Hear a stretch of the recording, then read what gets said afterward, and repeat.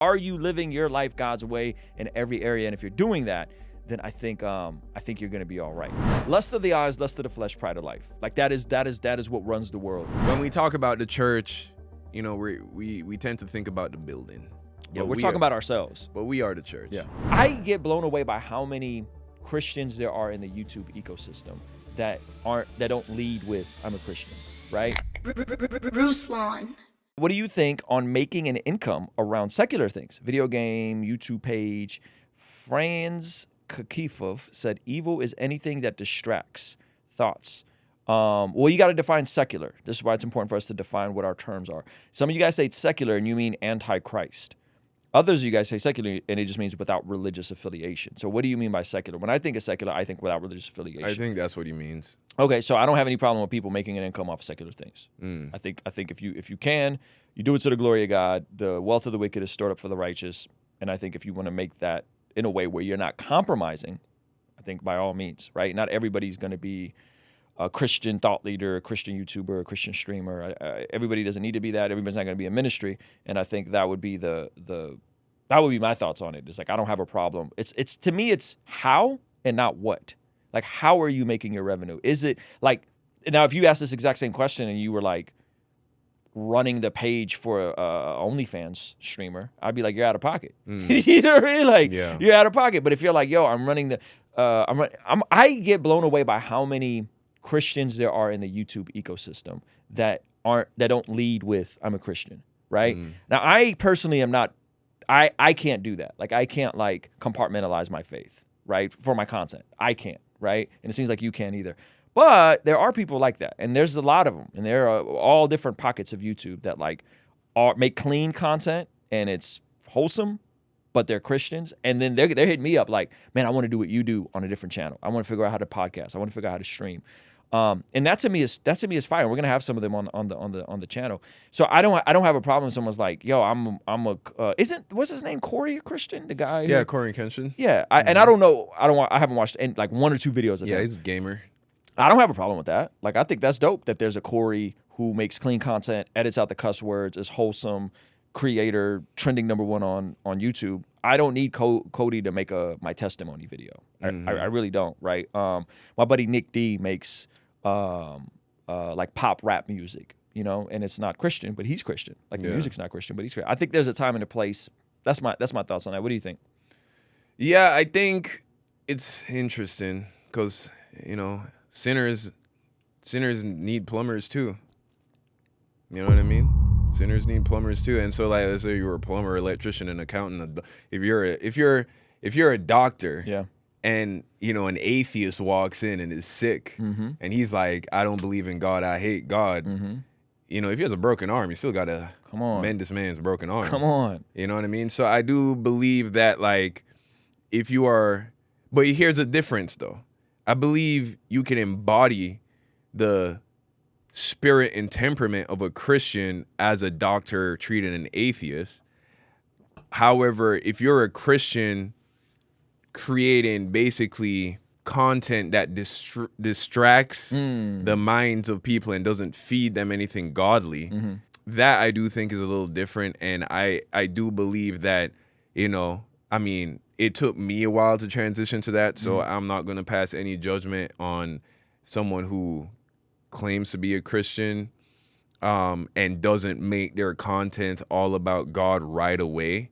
But I feel like if you have a platform, an established platform for a period of time, and you have millions of people watching you, hundreds of thousands of people watching you, even if it's just hundreds of people watching you, and you claim that you care about your fans, and you're not going to warn them about the impending doom that awaits their soul if they aren't saved in Jesus Christ, you know, that's I don't know. I feel like that's something that you should think about. I think what you're saying makes me think, because there are folks like that, and then my question goes like, at what point do you lead with that?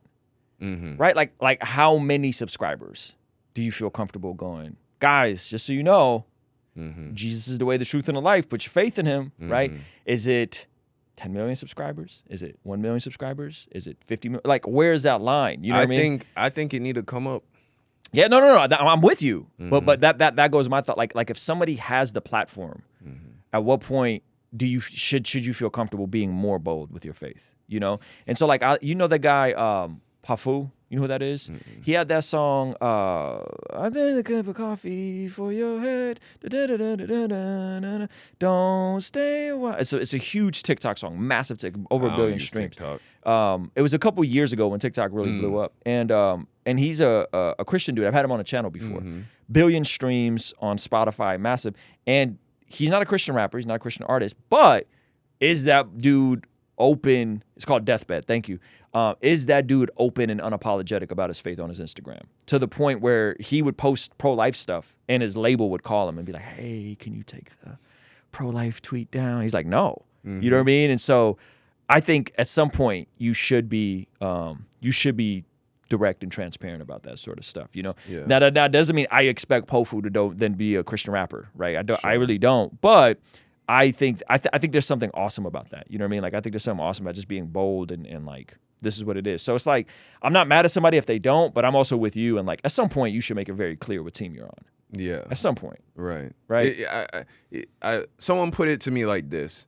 There are a lot of people, like, especially if you claim to be a Christian, that, you know, they will say that God is a priority in their life, that God is first in their life. And then you ask that person, okay, look at your day, look at how your day is structured. Now let's pretend God wasn't a priority in your life. How has your day changed in any significant way?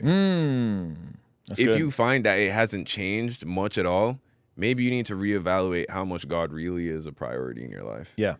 And that could be different for everybody based on seasons, based on what they're doing. You know, like if a mother has a newborn baby, that's going to look different than my wife, who, you know what I mean? Like we have an 18-month-old. So I think that's going to look different with different seasons and what's happening, you know? So guys, I want to make sure that you guys know about our upcoming podcast launch, October 20th. The tickets for that are pinned up at $7. And I would like to give you guys an exclusive preview. No one's seen these little previews of these conversations of some of the guests we've had, but I want to give you guys an exclusive preview so that you guys can get an idea of what to expect. I've always thought it was nasty to not put in 2 weeks. I quit that day. I didn't even wasn't even in the mood to like sleep with these girls, but I felt like I had to. How come none of these personalities are ever doing anything benevolent?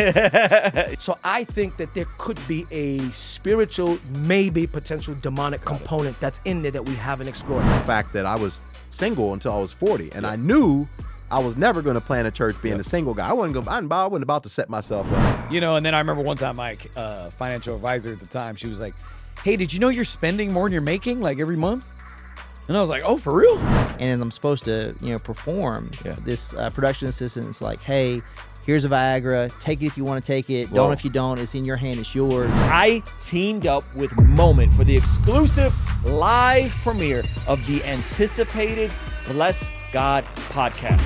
And the tickets for that are only $7. When you get to the main page, click the yellow Get Ticket button, scroll down to the add-ons and throw in your ticket to the after party as well as some exclusive merchandise. And I will see you there. Lust of the eyes, lust of the flesh, pride of life. Like that is what runs the world. And so if you understand the state of things as they are, then why would anyone play into that? Right? Like if you're a woman, I don't know why you would play into that. Now, when people were born again, if everybody was born again, I would agree that these things shouldn't be a thing. They would just disappear. They would just disappear. They would just fade. Yeah. So I think there's something there in that. And so yes, technically you're correct. However, men are sinful. Men and women are just different. Men and women are different. We're driven more visually. We have this thing called testosterone, you know, that just makes us, you know, we're just wired different, and that's okay. That's okay to be different. You know what I mean? It's okay to have that edge, and kind of bringing it full circle, like to the interesting conversation. I think women do that because they want to please men. I think women do that because they want validation. I don't think they're necessarily thinking I want to please men. I think they do that because they want likes and clout and money. Like I don't know, like I want to please men. I think they want to have validation and have likes and go up the algorithm. So yeah, I think I don't know. What are your thoughts on that?